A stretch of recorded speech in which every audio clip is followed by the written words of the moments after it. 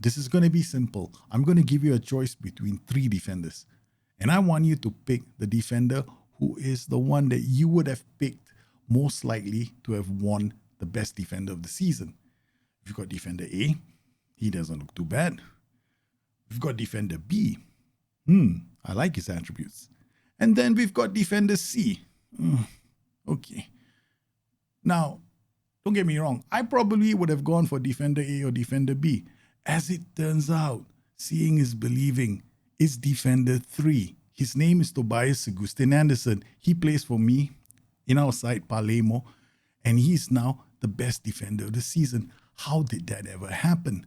This is another part of our Moneyball series on Football Manager. Lately, I've been playing the game without any attributes. I've been using statistics to guide me in my decision making. Well, Football Manager, for a long time, I was all about attributes. Whenever I choose a team, it's about the DNA.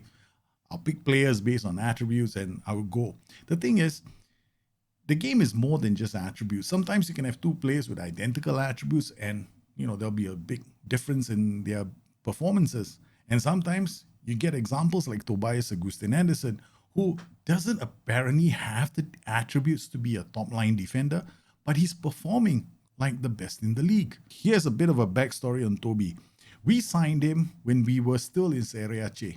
Yes, he was a strappy 17-year-old kid that we spotted performing for the senior team. He had played 17 matches and he had some insane defensive scores. So we decided to give it a go. We brought him into our club and he's been playing with us ever since. So how did an average-looking defender turn out to be the best defender in the league? So let's get some perspective. In the last couple of seasons, we've been largely fighting for the Europa Cup slots. It's been hard. And our defensive performances weren't that fantastic last season. Granted, we finished in the top 5. However, if you look at our numbers, you can see that our expected goals against per game was about 1.33. Now, we were doing well finding the back of the net, 1.89, but I still wasn't very happy with our defensive performances. So last season, I fell into the trap of listening to my players too much. They came to me, hey, Lorenzo Pirola, he is very good at organizing the defense. So you know me, I decided, yeah, man, he must be good. So I paired him with Tobias Anderson. But as it turned out, a deeper look at the numbers told me a different story. Lorenzo Pirola was nowhere as good as my other defenders. So once the season was done, I took the statistics of the season and I exported it to an Excel spreadsheet to get a better idea. Now, my Excel spreadsheet has got basically 3 scoring systems. A defensive score that tells me how good my players are at dealing with defensive actions in a game. A creative score largely tells me how good my players are at creating chances. And a scoring metric, which tells me how good they are at finding the back of the net through open play. The numbers from that season told me that Tobias Augustin Anderson and Ramiro Hernandez were the 2 best defenders. The defensive scores were around 4.9. Lorenzo Pirola was way off the pace. So with that piece of information, we solved the first issue. We identified the best defensive partnership in the team. Now came the second problem. How do we improve our performances against better sides away from home? We needed to perform much better against the likes of Inter, AC Milan, Juventus, even in the Europa Cup. So I decided to go out and look for an inside forward who can double up as a striker. So we signed Leones. Adding an inside forward gave us a tactical option. We could now also play with the 4-3-3 DM away from home. Since the 4-3-3 was a new system, we ended up playing with it a bit more so that we could gain tactical familiarity. Plus, we had no issues switching between that and the other formations because we were essentially using the same players but in different positions. The key players in my system needed to be able to play in all 3 systems. We had Gonzalo Gutierrez, Cesare Casede, and Tarcisio. Gonzalo Gutierrez was largely the creative force in our team. He could play as an inverted winger. Sometimes he played him as an attacking playmaker, and sometimes he played him as a winger. In all 3 systems, he would be changing positions. Interestingly enough, coach reports told me that he was only strong with 1 foot, but it didn't stop him from producing good performances. Tarcisio was the heartbeat of the team. He had fantastic defensive actions, and I always relied on him as a central midfielder on defense. Finally, we had Cesare Casede, who's been with us since Serie B. I can't believe how much I adore these players because this guy, he can tackle and he can find the back of the net and he can create. So he was always on Mazzala on attack. With about 8 matches left in the season, we lost Gonzalo Gutierrez to an 8-month injury. But it didn't stop us from churning out one of our best seasons in Serie A. We had improved defensively and we were also better offensively. Not satisfied with winning the title, I wanted to know how well we did defensively. So I went back into the game, exported data for all the defenders in the Serie A, but I limited this information to all the defenders who had played at least 7 appearances and had an average rating of at least 7. Lo and behold, only 3 defenders in the Serie A put out a defensive score in excess of 5, and 2 of them were from Palermo. Tobias Augustin Anderson was now rated, in at least according to my Excel spreadsheet, as the best defender in Serie A. Mere Demiral, who had all those fantastic attributes, well, he was outside of the top 20. So I wasn't surprised when Toby Anderson won the Best Serie A Defender of the Year and the MVP Player of the Year. Ultimately, attributes alone don't make for a good defense. You also need to think about other players like the goalkeeper. And our goalkeeper, Lucas Eduardo, he saved 3 penalties, had a save ratio of 83%, and expected goals prevented of 11.72.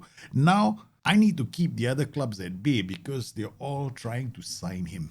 We used the numbers approach to improve our game. We did it by identifying our weaknesses and coming up with possible solutions. There were also some games where we had to be a bit tactically creative.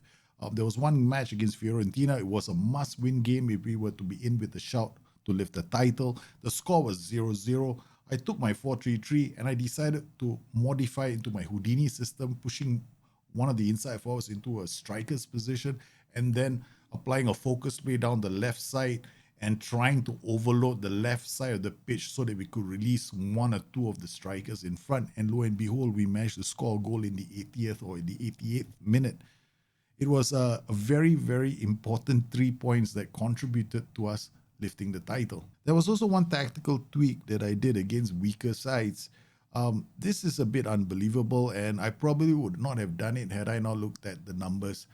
You see, our defenders were very good at clearances, which literally means they're good at bringing the ball out of defense. Now, there are some teams that are going to sit back and defend. So what I wanted to do was to push my defenders high up the pitch, but I wanted them to carry the ball. I wanted them to bring the ball further up. This would encourage my midfielders to push up. Also, this would draw them into trying to press my defenders.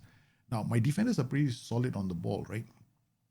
To do this, I actually had to apply a play instruction, dribble more on my ball playing defenders. Now, I would never have dreamt of doing that had I not seen how decent they were at clearances. In fact, if I had played the game entirely off attributes, then players like Tobias Augustin Anderson would have been transfer listed 3 seasons ago.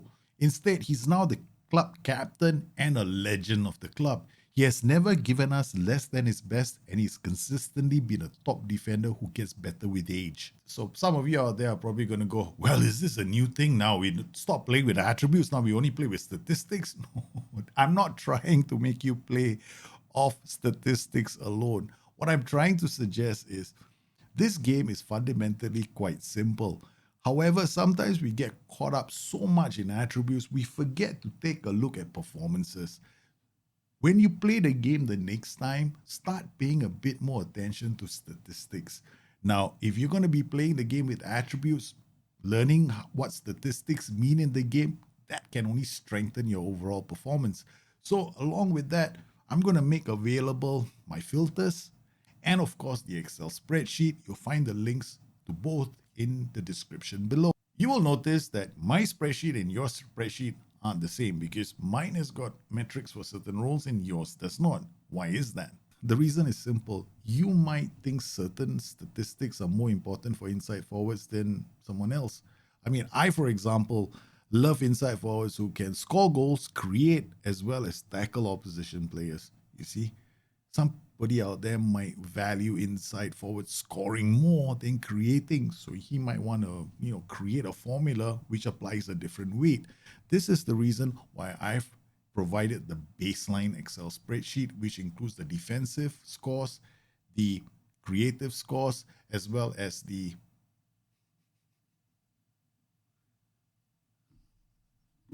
what was the last one? Defensive, creative, and the scoring metrics. It's going to be enough for you to basically understand your team. Well, if anybody has any ideas on how to automate this using VBA or HTML, I have absolutely no idea what those two mean. Please send me an email. Meanwhile, I want to thank everybody for joining me on today's show. I hope you enjoyed it. Once again, I want to thank you for your support. Please stay safe, stay healthy. I'll see you again soon. Bye-bye.